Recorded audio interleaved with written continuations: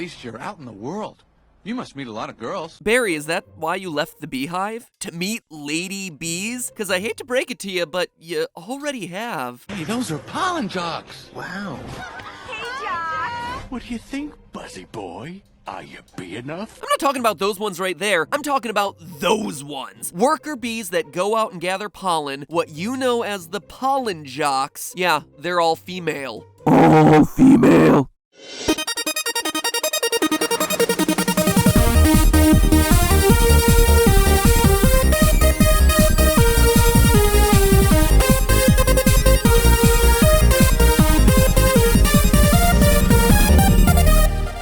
Hello, Internet! Welcome to Film Theory, the show that's about to give BuzzFeed a run for its money. Oh, wait, it all makes sense to me now. After staring at this stupid movie for way too long, something just clicked as I'm writing this script. You notice everyone's haircut in this movie? The women all have beehive hairstyles. Obvious joke is obvious, but the guys, they all have buzz cuts. Buzz cuts. And here y'all think that my jokes are bad? This is a real movie that ran in real movie theaters. Ladies and gentlemen, this is premium content. So I'm sure by now you're all familiar with the memes coming out of the Bee movie, but in case you've never actually stopped to watch the movie, or you did watch it but need a refresher because the plot wasn't exactly the most memorable thing about it, well then, here's what you need to know. Barry B. Benson is a honeybee who travels outside of the hive, falls in love with a human woman named Vanessa, You coming? and eventually uncovers a shocking conspiracy. The bees are being enslaved by humans to produce honey. It's just honey, Barry. Just what? Bees don't know about this. This is stealing. A lot of stealing. So Barry decides to sue the entire honey industry and wins. As you can imagine, this has some unintended consequences. Now that the humans are no longer eating honey, the pollen jocks that harvest nectar for the hive no longer have to work, and that causes the world's plants to start wilting. So it's up to Barry and Vanessa. He has a human girlfriend. Oh, Barry. And they make out! to find the last remaining flowers in America and pollinate plant life on Earth before it's too late. Oh, and a bunch of bees team up to save a commercial jetliner from crashing. Oh yeah, there's also that moment where Vanessa dies in a gruesome parasailing accident.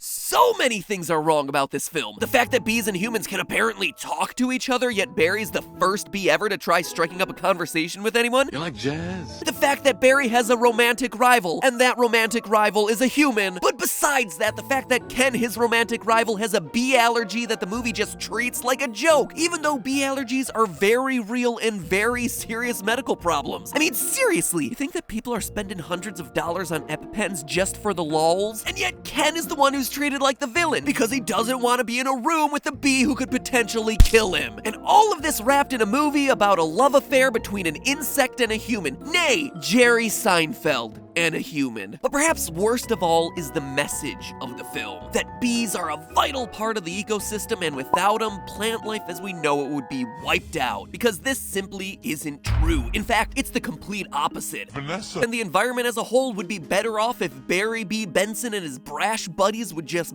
buzz off permanently. And yeah, I know we're all trained to love bees at this point, but get ready because today I'm gonna prove how everyone, especially the Bee movie, has been lying to us. Now, what got me started on this episode was something I said a few weeks ago in the Tide Pod episode. Honeybee populations are on the rise for like the first time ever, and I shared that as a positive news story, but after I finished that episode, it got me researching. We hear all the time that honeybee populations are on the decline, and that this is a terrible thing for the ecosystem, but is it really? I was honestly surprised by what I found. First, honeybees aren't actually native to North America. They're an invasive species that was first introduced back in 1622 when European settlers brought them over. The Native Americans even called them the white man's fly. And let's be clear, they weren't brought over for their ability to pollinate plants, but rather for their honey. The honeybees we see in the US, like Barry B. Benson, all just started as agricultural animals, like cows. Probably more accurately, like chickens. Chickens are used to produce eggs, bees are used to produce honey. It actually took another 200 years before honeybees were brought over to California during the gold rush in 1853, and of course, in all of that time, it's not like the North American continent was like some desolate desert. Plant life was thriving in the Americas for thousands of years before European settlers showed up with their fancy beehives. So how is that possible? Is everything we've been told about honeybees being an essential part of the ecosystem and a vital part of the reproductive life cycle of flowers wrong? Well, yeah.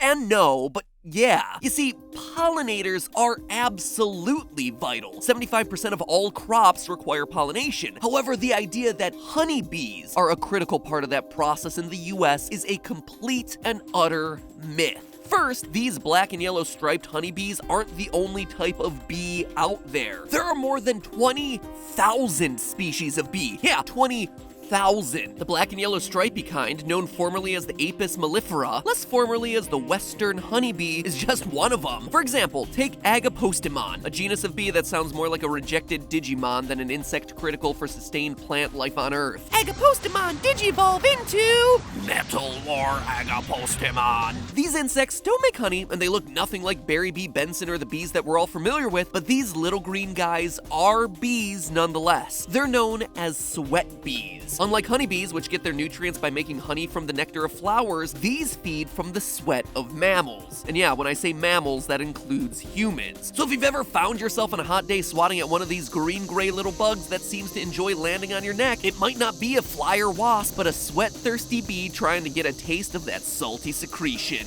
Let me lick your neck.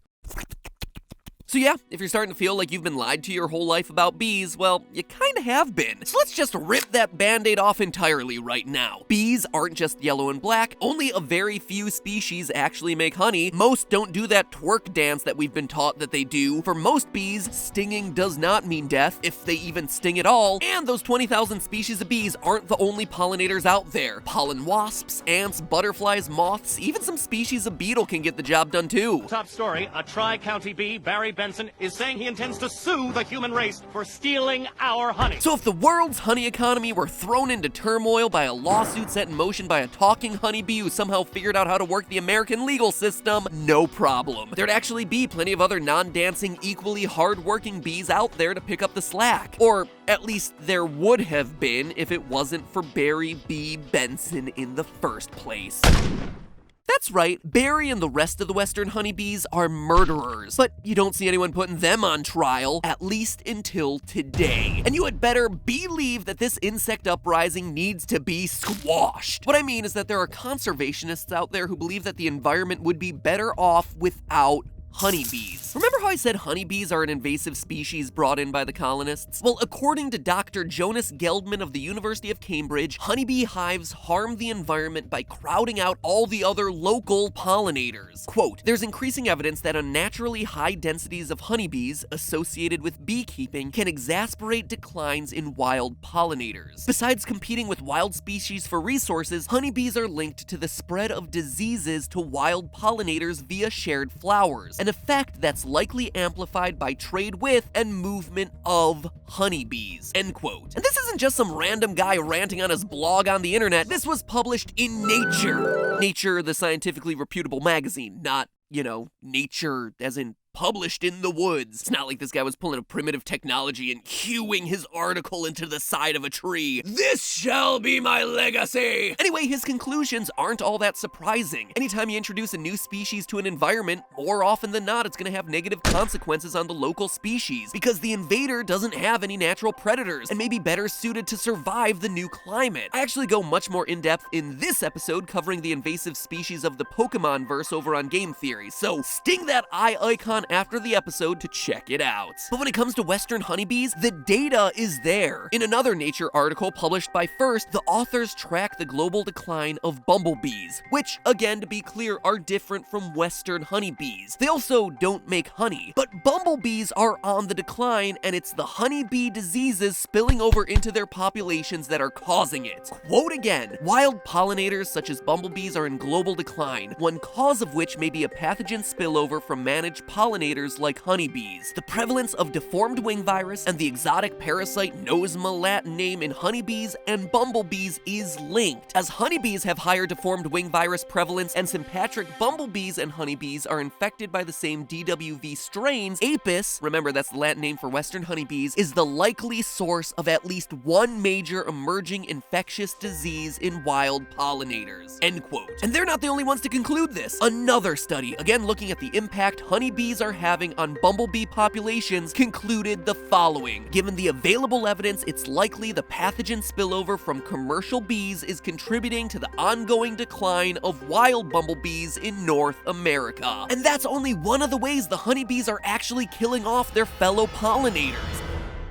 When you look at insects, honeybees are unique because they actually remove nectar from flowers in order to make their honey, while other insects are able to pollinate flowers without stealing the nectar. While that might not seem like that big of a deal, this paper by Diane Thompson at the University of California, Santa Cruz found that the Western honeybee's strategy of creating nectar scarcity for other species ensures that the competition produce fewer offspring. Quote a final time, these results provide evidence that apis competitively suppress a native social bee known to be an important pollinator, with the potential for cascading effects on native plant communities. Bees have never been afraid to change the world. Yeah, change it for the worse, Barry. Sit your bumblebutt down, Seinfeld. I'm not done with you. Because if that wasn't enough, honeybees have one final secret advantage in all of this. They live in protected communities. Unlike other pollinators who have to fend for themselves in the wild, honeybees, because they're agricultural animals, are protected by their farmers, thus giving them a survival advantage. It's a whole heck of a lot easier for an insect species to survive when it gets to live in a safe little box on a farm. Barry seems to think that honeybees are an important part of the environment, but nothing could be further from the truth. When it comes to ecological problems, Barry isn't part of the solution, he's part of the problem. In a way, the conclusion of the Bee Movie is actually right about one thing. Humans and honeybees do share a critical symbiotic relationship. Without human demand for honey, honeybee populations would collapse and fall into disrepair as Mother Nature exacted her revenge on the invasive species that for so many years has kept the native insect populations at bay. Barry B. Benson throughout the movie likes to pretend that honeybees are the victim, that they exist under the oppressive thumb of the evil human farmers. But is this what it's come to for you? Exploiting tiny, helpless bees? But Barry, you and all those other Western honeybees we see throughout this movie are the real problem. The real victims here are the native insect species whose territory you've encroached on, who you've deprived of nectar, and who you've outcompeted thanks in large part to humanity's protection. In the courtroom, Barry raises a chant of, Free these bees! "Free the bees indeed! Free the 19,999 other bee species that the imperialist Western honeybees have been keeping down for hundreds of years. Maybe then, nature can exist the way it was originally meant to. But hey, that's just a theory. A film theory. Bzzz, cut. Won't you be a friend and join the Loyal Theorists? Click that subscribe button. And while you're clicking things, make sure you click that box to the right to find out more about invasive species and how cute animals across the world are dying. That's that game theory episode I mentioned earlier. Now if you'll excuse me, it's time for me to buzz off. I don't know, I got nothing here. At least until next week. I'll see you then.